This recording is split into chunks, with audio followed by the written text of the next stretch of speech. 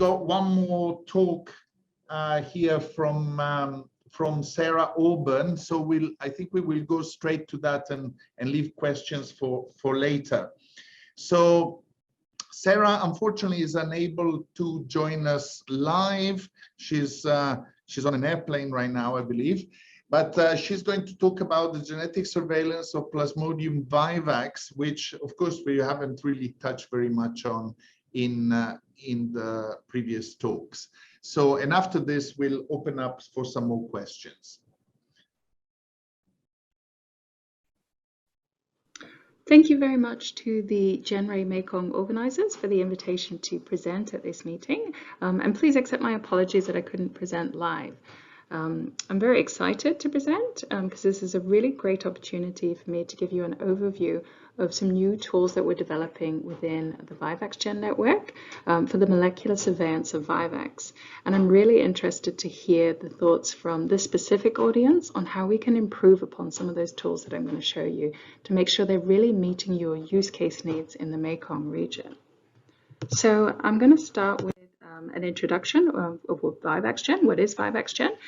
So this is the Vivax Genomic Epidemiology Network, and it's essentially a network of partners from a range of Vivax endemic countries who have the shared interest in the generation and implementation of molecular surveillance tools to support the control and ultimately the elimination of Vivax. So this network was somewhat spearheaded by work that we were doing in APMEN and the Vivax Working Group, where we saw this need for more innovative new tools to address this rising challenge of this rising proportion of Vivax cases in many Asia-Pacific countries. So I just wanted to point out that these surveillance tools that we're developing, the molecular ones, are not meant to replace the traditional tools we use, like microscopy and RDTs, which are clearly really important. Rather, just as in the GenRe framework, they're meant to complement those tools, so to give an extra layer of information about how the parasites are evolving, for example, new forms of drug resistance. And I also just wanted to say that we are trying not to reinvent the wheel with VivaxGen. Rather, it's intentionally aligned closely with Malaria Gen and GenRe-Mekong to form somewhat of a sister program that focuses specifically on Vivax. So the idea is that we can use the same framework that you use for GenRe-Mekong to implement the Vivax tools that we're developing. So the same ideas that you have the control program who identify key use cases, detect regions where surveillance is needed as a priority, you have dried blood spot sampling, processing in a central reference laboratory with genotyping using very similar tools such as the Illumina amplicon sequencing assays, and then analysis of data and importantly feedback to control programs in an actionable way, such as these genetic report cards that I think many of you will be quite familiar with. So in terms of use cases, the programmatic needs that have been identified, at least by our partners in the APMEN Vivax Working Group, are actually not too different from those that are really nicely mapped out here in this slide that I borrowed from Oliver, outlining program use cases for GenRe. So for Vivax, again, of course, also very important to be able to select antimalarial drug policy, not just liver blood stage, but also liver, to monitor treatment efficacy and resistance, characterize outbreaks, stratify interventions, and evaluate the effects of those interventions. In terms of the genetic methods needed to meet those program requirements, some of them are pretty clear-cut. So it's very clear that we need, of course, effective drug resistance markers to be able to detect drug resistance. We need good fingerprinting markers. So those are markers that can distinguish accurately one infection from an independent one to be able to characterize, for example, recurrent infections. To also be able to determine when you have resistance, whether or not you have one predominant strain causing the resistance or multiple different lineages. And then there are a few other use cases that are perhaps still a bit more technical, but I've decided to just give a brief overview of them here, even though we need some more methods development, just because down the line I think they will be very useful.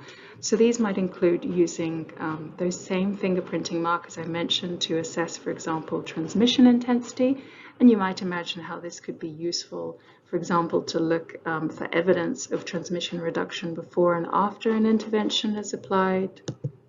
They can inform on changes in the population structure, as you can again see here, that you might start to see after an intervention has been applied, or changes such as the expansion of a particular clone, so an outbreak type clone. And they can also inform on gene flow. So you might imagine here, for example, as shown in this picture, if you imagine one of these populations had drug resistance, you might be keen to know what is the risk of spread to neighboring populations. And these fingerprinting markers could inform on that. And lastly, with appropriate geographic markers, we can also inform on imported infections. And I'll describe some of the methods we're using in later slides. So I wanted to first point out that, of course, there is an existing panel of markers that is being used by spot malaria for genotyping. So this does include some resistance candidates and fingerprinting markers, as well as some species confirmation markers. And what we're trying to do in VivaxGen is to expand upon these markers to add extra utilities where we can. So I'm going to start with what we're doing in the frame of drug resistance. So as many of you will know, partly owing to the very complex biology of Vivax, particularly that liver stage, whilst there are several candidate markers that have been associated with resistance to various antimalarial drugs highlighted here, most of these are strictly speaking not validated. And this is a particular problem for chloroquine, which, as many of you know, is still being widely used as a first-line treatment in many countries. So I can certainly say, if we look at these markers that I've highlighted here, that in studies that we've conducted in various VivaxGen partner sites, we have not found association of these markers with chloroquine resistance. And that includes studies in areas with high-grade resistance, such as Papua Indonesia and Malaysia. So I think as a clear priority, we need more effective markers. So we are doing work within VivaxGen to try to find those markers. And these include genome-wide association studies. So for these genome-wide association studies, we are conducting genomic analyses in VivaxGen partner sites where we have robust clinical and ex vivo chloroquine phenotypes. So those are in sites such as Papua, Thailand, Malaysia, and Ethiopia. And in terms of the genomic data, we've had a few challenges in getting good quality genomes, but we're working with partners at Sanger and other sites to try to overcome those challenges, and we're really hopeful that we'll be able to get good markers in the coming year or so. We've also done some work on mefloquine surveillance tools. So by chance, we happened to discover multiple copies of this gene called PVMDR1 in Thailand during a period when mefloquine was actually being used for treating the co-endemic falciparum population. And many of you will know that MDR1 duplication in falciparum has been associated with mefloquine resistance. What was interesting about these Vivax isolates in Thailand with the duplication of this gene here, MDR1, is that they all had the same, what we call breakpoints. So the same region was duplicated. I know that's a bit technical, but really the take-home message here is that because it was the same, we could develop very simple PCR gel-based detection assays to determine when an infection had this duplication. And we actually typed that assay on over 200 samples from the Thai-Myanmar border region, and we could show that after mefloquine use was discontinued, the duplication dropped very quickly. So potentially a very useful marker, but we haven't seen this specific breakpoint in regions outside of the Thai-Myanmar border. So we're interested to know your views on whether this is one that we should include in our panels. So staying on that theme of treatment, we've also been working on developing fingerprinting markers that can help with characterizing clinical recurrences. So this is really looking to improve the distinction of relapses from recrudescence and reinfection events in, as I say, clinical surveys or in cohorts. So at the moment, as many of you will know, PCR correction approaches simply determine if your day naught and your recurrent infections have the same, genetically the same, or genetically different strains. But that doesn't really give us the full picture for vivax because, of course, relapses can be either same or different. So what we're doing in VivaxGen is trying to bring in a combination of genetic data and modeling methods that will help us to better determine whether day naught and recurrent infections are likely essentially to have come from the same mosquito bite.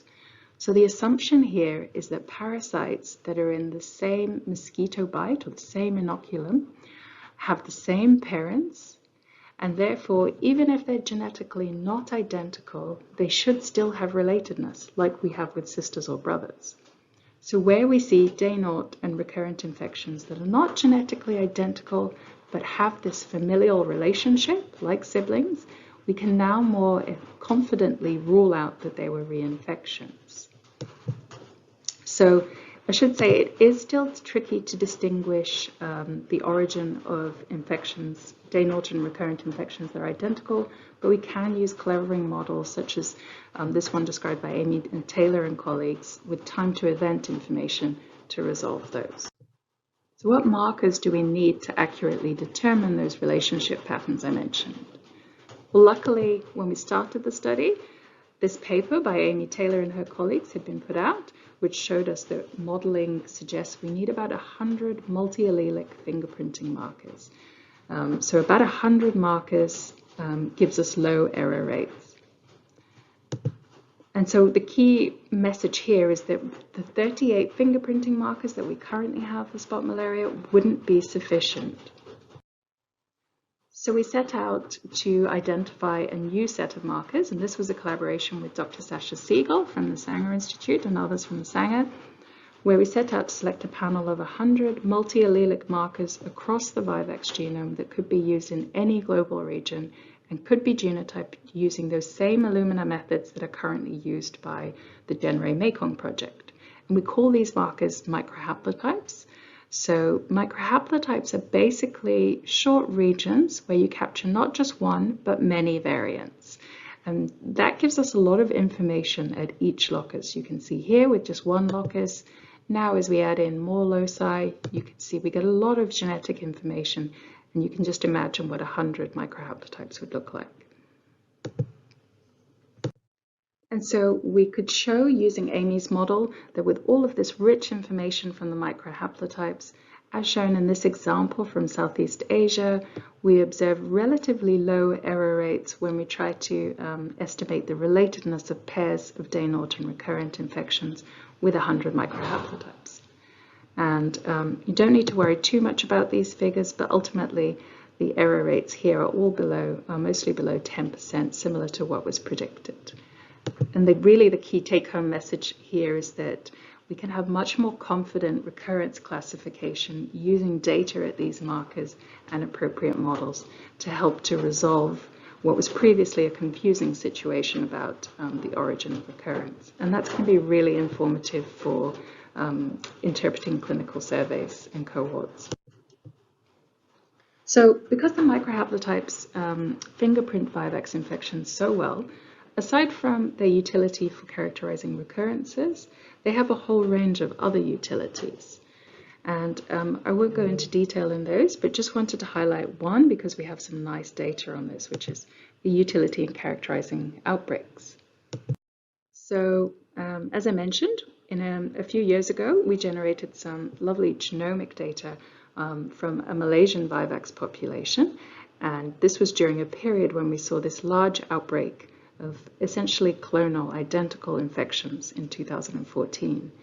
And what was nice is we could see that when we just look at the 100 microhaplotypes, not the whole genome, we can capture this outbreak still very nicely. And we have in purple even some new infections that weren't previously characterized with genomic data, and we can very easily see which ones are part of that outbreak. And we can also see other forms of structure that I won't go into detail in, but I can say may be useful for better understanding transmission in different regions. But we do appreciate that further methods development is needed to make sure that these sorts of analyses are going to be actionable for control programs. Although we didn't select those microhaplotypes to be specifically useful for capturing geographic information, we do actually see that they do capture some of that information quite well. And over here, what I've got is what we call a principal component plot, which is basically showing us, using the microhaplotype data, this lovely spread of infections by geographic region. So you can see South American infections separating from Africa and Western Asia, South and East Asia here, and Oceania over here. So they do have some utility to assign at least regional geographic origin, and we may have a closer look at that, and we may find that they have even higher resolution at country or possibly lower levels. But again, we do appreciate that this sort of information, this presentation method, may not be so actionable to control programs. And on that note, my colleague Anto, over here, has been working very hard to try and develop analytical tools that can be reported back to control programs in a more objective and hopefully easier to interpret way. And so I don't want to go into too much detail on the methods, but if you are interested, you can find out more in our preprint, and here's the DOI. Essentially, what Anto has created is an online platform we call Vivax GenGeo that uses a likelihood classifier approach to analyze genotyping data against a reference data set and determine what is the most likely geographic origin of an infection. So what one can do is take the genotyping data you might get from your genetic report card, for example, copy that into this online classifier, run it, and you get an output similar to this, which basically tells you for each sample what is the most likely country of origin, and also we get the second and third predictions. And what you might see if you had an imported infection is something similar to this dummy example, where here we've simulated a Thai sample that actually looks like it's come from Papua New Guinea. So the tools currently classify data on the 38 SNP panel, so the one that's currently being used by spot malaria, as well as a new panel that we pulled together. So with 33 SNPs that we've specifically optimized to be good at distinguishing different countries. And we've also made Illumina assays, so the same genotyping platform used by GenRe-Mekong, in collaboration with partners from Antwerp University for these new 33 SNPs. And I should say that for the analysis, we can always add other panels as needed. One question we have is that the current analysis in Vivax GenGeo discriminates by country, but we know in some settings that may not be quite so useful. So for example, somewhere like the Thai-Myanmar border region, you may have a lot of movement, and the parasites may be very similar. So country distinctions may not be so useful in that area. And we're really interested to hear if there are more useful boundaries that we can apply to our models. So to summarize, for routine surveillance purposes, as in the GenRe-Mekong framework, where you have patient sampling at a single time point, there are currently high throughput assays for drug resistance, such as SP, and we could generate new mefloquine assays for the Thai gene duplication if there's interest, but we clearly have a need for new markers for chloroquine resistance as a priority. We have a couple of fingerprinting markers, but the 100 microhaplotypes will be perhaps the most informative for monitoring spatial and temporal transmission, as we've shown, although analytical methods developments are needed. There is a marker panel that we've optimized for country-level classification of imported cases and high-throughput genotyping assays for them. And we mentioned the microhaplotypes may also have utility here, but we do have that interest in whether and how we should revise the classification of boundaries there. And then for those settings where you have both day naught and recurrent infections, such as clinical surveys and cohorts, we've shown that these 100 microhaplotypes, when applied to models such as the recurrence models of AMI, will have this real utility in characterizing recurrences to inform on liver and blood stage treatments. So on that note, I'd like to acknowledge a huge number of people who've made really important contributions to the Vivax Gen work. I haven't been able to name all of them here, but I'd just like to highlight those in red. And as I say, just a huge thanks to everyone in the Vivax Gen network who's made these important contributions, and of course to the funders. And thank you for your time. Great, thank you. Thank you very much to Sarah. She's been a very precious collaborator of our project, and I think moving forward, we will be working with her and others on extending the capabilities of our Vivax work. So what you've heard here is basically work that we've been involved in and that we hope to transfer to the Mekong region as soon as possible. Dr. Siv, you want to say something? Okay, Dr. Ilivo, thank you. The speaker, a very nice presentation, especially for Vivax. I'm not clear understanding or capture one point about PVMDR1. What is it, the PVMDR1 copy number? It linked to that has been detected in Thailand. This is linked to the monotherapy of mefloquine or different from our MDR1 copy number.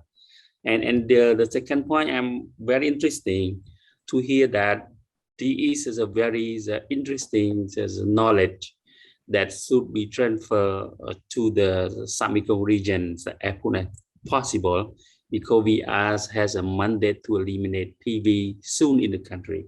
Especially, I see that the use of epidemiology technology to detect relapse, recurrence, and also mapping the geographical origin. This is a very informative, that's a country one. Thank you very much. Well, thank you. Those are very very important, very encouraging comments. This has actually been our thinking, that we need to implement all these things, you know, relatively soon. I should just mention, by the way, that there are good reasons why Vivax surveillance development has been slower than falciparum. Unfortunately, Vivax is a more difficult parasite to study in the lab because it is difficult to culture. It's impossible to culture, basically, and it's more difficult to find the markers of resistance. Concerning MDR1, I think that Sarah will have to answer the question on how these parasites were exposed to mefloquine, but it was really only based on observations on the Thai-Burmese border. So I don't believe we have any data on MDR1 copy numbers in Vivax for the eastern part of the Mekong region, but we will get an answer to this question and communicate it back to you.